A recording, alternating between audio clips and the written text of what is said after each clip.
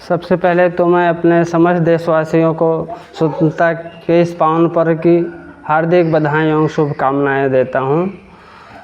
क्योंकि आज ही के दिन हमारा देश आज़ाद हुआ था। आज सभी लोग इस आज़ादी के जश्न में झूम रहे हैं। सभी को बहुत बहुत बधाई।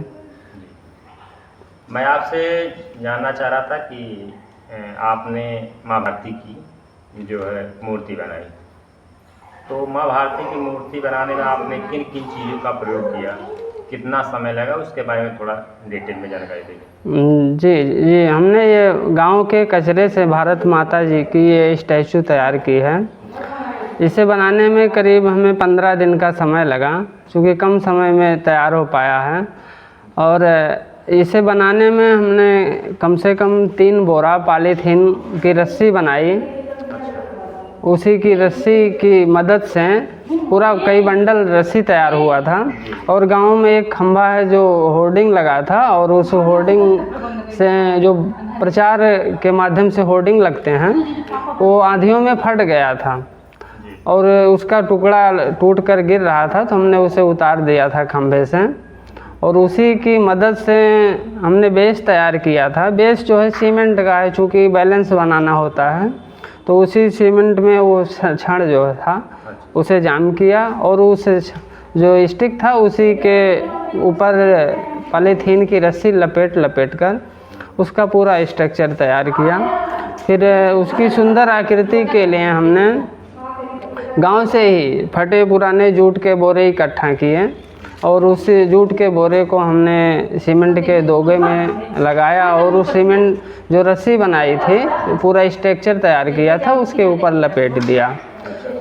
उस लपेट दिया तो एक मानव की श्रृंखला में आकृति तैयार हो गई, और उसके ऊपर हमने हल्की सी सीमेंट की मदद से सारी चित्रकारी की।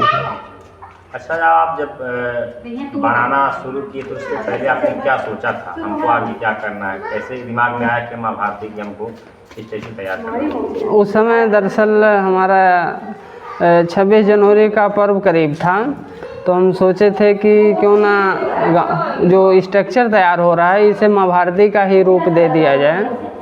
तो उसी के उद्देश्य से हमने उसे तिरंगे की कलर में पेंट किया, जिससे कि ये लगे कि वो माँ भारती की स्टैचू है। तो आज 15 अगस्त के शुभ अवसर पर सभी लोग स्वतंत्रता दिवस मना रहे हैं। इस अवसर पर आप माँ भारती का प्रभात फेरी के रूप में आप निकालना चाह रहे हैं। हाँ, तो इस बारे में क्या आप संदेश देना चाह रहे हैं? हाँ, ये हमारा संदेश होगा कि हम अपने भारत को स्वच्छ रखने के लिए अथक प्रयास करें। कोई भी कूड़ा कचरा जो है अपने घरों से उसका जो समुचित स्थान है उसी पर फेंकें। जहाँ तक प्रयास करें उसे जो सिंगल यूज प्लास्टिक्स है इधर उधर ना फेंकें, अपने घरों में इकट्ठा रखें। उसका जहाँ तक संभव हो सके कुछ तो रीयूज के काबिल होता है, जो रीयूज के काबिल नहीं होता उसमें से कुछ रिसाइकिल के भी काबिल होते हैं, जिससे हम सोर्स भी जनरेट कर सकते हैं। कबाड़ी को दे दें, उससे हमें कुछ आय भी मिलता रहेगा। और फिर उसके पश्चात हमारे गांव में आरआरसी सेंटर भी बने हैं, जो कचरा किसी काम के लायक ना हो वो आरआरसी सेंटर पर भी जमा कर दें, जिससे उसका वास्तविक निपटान हो सके। आपने पीछे पौधा भी बनाया है, क्या उस पौधे में प्लास्टिक का ही सारा? हाँ, उसमें सब देख सकते हैं, सब प्लास्टिक की रस्सी वो भी स्टिक के बदौलत ही खड़ा है। तो उसे भी एक क्षण के बदौलत रोका गया है, और उसमें पूरी तरह से पॉलीथीन की रस्सी बना के उसे लपेटा गया। यूपर से हल्का सा वो पुट्टी कर दिया गया है, हल्का सा पुट्टी करके उसके ऊपर सारी पत्तियां जो हैं वो सिंगल यूज प्लास्टिक की बोतलों से ही बनाई गई हैं। और उसे बोतल को काट कर जो लोग इधर उधर फेंक देते हैं, उसी प्लास्टिक की बोतलों से पौधा तैयार किया गया था। पौधा बनाने में कितना समय लग गया होगा? पौधा बनाने में कम से कम 10-12 दिन तो लगा ही था। अच्छा, माँ भारती का जो आपने फोटो बनाया? हाँ, इसे कम से कम 15 दिन लगा। 15 दिन लग गया। तो आप किसका माध्यम लिए कि मतलब बनाने में किसी सोशल मीडिया का सहारा लिया, कैसे मतलब सोचा कि ऐसे नहीं, इसके पहले भी हम महात्मा गांधी जी के स्टैचू अच्छा बना चाहिए? हाँ कचरे से बना चुके थे। अच्छा। तो वो दूसरी जगह है, उसे प्राथमिक विद्यालय लखनपुर पर स्थापित किया गया था। तो हम सोचे यहाँ अब हमारा स्थानांतरण हुआ, यहाँ भी कुछ ऐसा कर दिया जाए कचरे से, जो कि गांव के लिए एक पेड़ा हो, लोग कचरे का समुचित उपयोग करना सीखें। अच्छा, मैं देखा हूँ अभी आपके कमरे में आपने बहुत सारा पॉलीथीन वगैरह इकट्ठा किया, इसका क्या पर्पस है? हाँ, जो गांव में प्लास्टिक कचरा हम कहते हैं कि जो प्लास्टिक्स जो आपके काम के ना हो वो हमें दे दीजिए, हम उसे आसानी से अपने RRC सेंटर पर जमा कर देंगे। उससे कुछ सोर्स जो जनरेट होगा वो कहीं ना कहीं बिकेगा।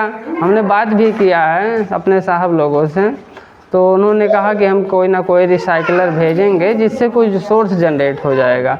जो धन मिलेगा वो गांव के विकास में ही खर्च किया जाएगा। हमने गांव में ये भी अभियान चला रखा है कि आप हमें मुफ्त में मत दीजिए, आप पॉलीथीन दीजिए हमें, उसके बदले सामान लीजिए।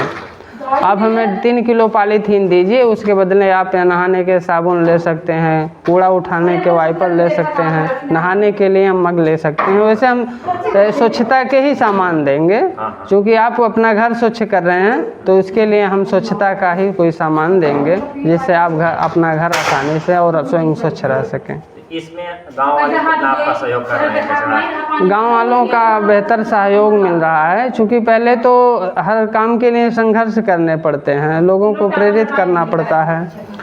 अब तो लोग काफ़ी बदल गए हैं, अपने घरों में कचरा इकट्ठा कर लेते हैं और उन्हें एक हमने प्रलोभन भी दे दिया है कि जो कचरा आपका निःशुल्क बेकार का है, कोई काम का नहीं है, उसे आप हमें दीजिए, उसके बदले सामान लीजिए।